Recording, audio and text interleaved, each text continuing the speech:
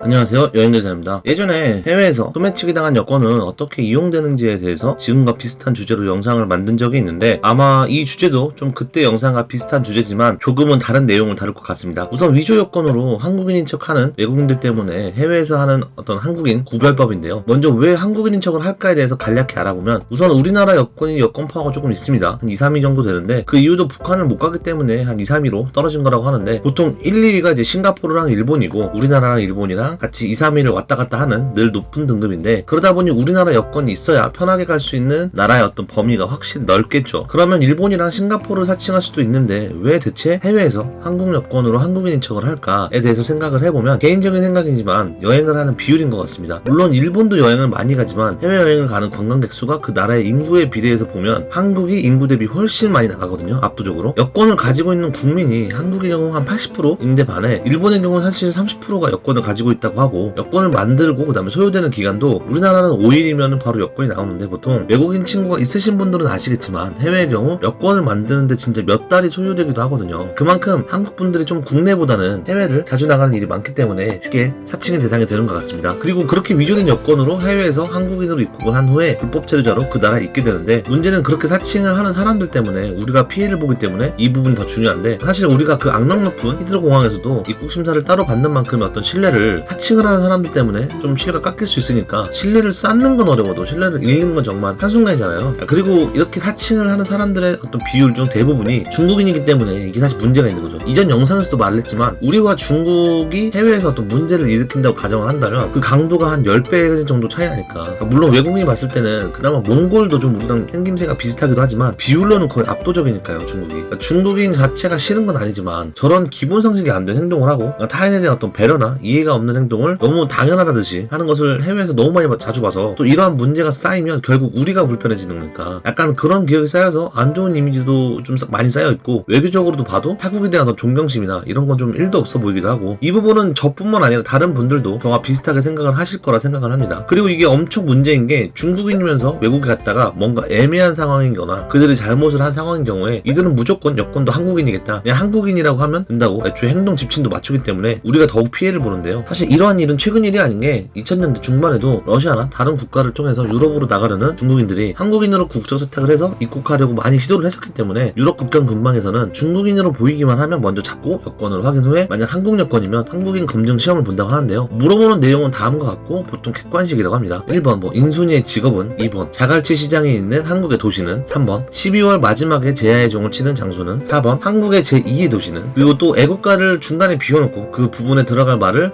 물어보기도 한다든지, 이러한 내용의 어떤 시험을 본다고 하는데, 덕분에 M1 우리나라 사람이 이러한 일 때문에 입국이 괜히 지연되는 경우도 있다고 하는데 참 씁쓸하죠. 근데 가끔 우리 주변에도 사실 중국 얼굴상이 있기는 하니까. 그리고 이런 한국인 테스트는 공항에서도 하지만 이런 경우 좀 드물고, 대부분 육로를 통해서 국경을 넘을 때 많이 확인한다고 합니다. 특히 러시아랑 중국이랑 붙어있는 유럽 국가들에게서 이런 한국인 검증 시험을 본다고 하는데, 다만 이제 시간이 지나면서 얘들도 점점 진화를 하거든요. 그러니까 요새는 인터넷이나 이런 게 너무 잘 되어 있으니까, 사실 불과 5년 전까지만 해도 해외 나가면 정말 한국인, 일본인, 중국인 구별이 어느 정도는 갔었는데, 요새는 애들도 한국식 메이크업, 그다음에 한국식 머리 스타일과 옷차림으로 꾸미는 경우가 많아서 구분이 더 어렵다고 하네요. 예를 들어서 통과를 하기 위해서 약간 철이 지났지만 카드 목걸이를 한다든지, 나이가 좀 있는 경우 등산복을 입기도 하고, 대통령 순서나 대통령 아들 이름, 집회 위인의 이름, 특히 그중에 세종대왕을 많이 외우고, 그리고 한국의 유명한 기업의 어떤 이름 등 어느 정도 나올 것 같은 기출 문제를 미리 외워서 또 온다고 해요. 그러다 보니 덕분에 좀 어떤 문제 난이도가 너무 올라가서 한국인들이 풀어도 정확하게 풀기 어려운 수준에 너무 약간 터무니없는 문제가 나오기도 해서 입국 절차가 지연이 되기도 한다는데, 영상 앞에서 나왔지만 사실 젊거나 어리신 분들은 당연히 인순이를 모를 수도 있거든요. 어떻게 보면 애매한 문제이기도 하니까요. 물론 마음 같아서는 약간 유튜브 방식으로 시진핑이랑 마오쩌둥 초상화를 주고, 이 초상화를 밟아봐라, 침 뱉어봐라 등을 하라고 하고 싶지만, 나라에서 검문하는 절차에 그런 걸 시킬 수는 없으니까요. 개인적으로는 왜 숙박 후기처럼 우리나라 사람만 알아들을 수 있게 후기를 남기시는 분들 아마 보셨을 텐데, 외국인이 한국에서 10년 이상 살아도 이런 글을 읽어보라고 하면 잘 모르더라고요. 우리나라 사람은 알아들을 수 있는 문장을 주고 이게 무슨 뜻인가요? 여쭤본다면 어쩌면 뭐 간단하게 구분이 될 수 있을 것 같기도 한데 이런 거 약간 되게 짤이나 썰이 많잖아요. 뭐 난 이제 지쳤어요 한마디 하고 톤 마이크를 상대방에게 한다든지 뭐 고등학교 남학생이 편의점에서 담배를 사러 왔는데 너무 고등학생으로 보여서 편의점 아르바이트생이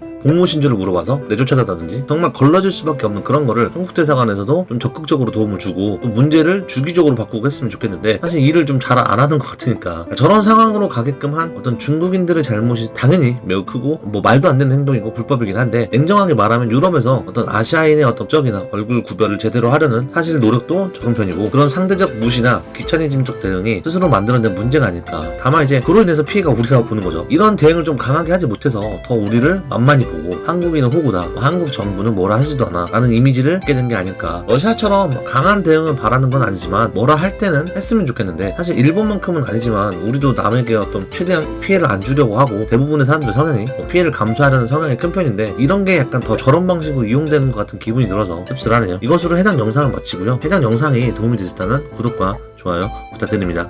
감사합니다.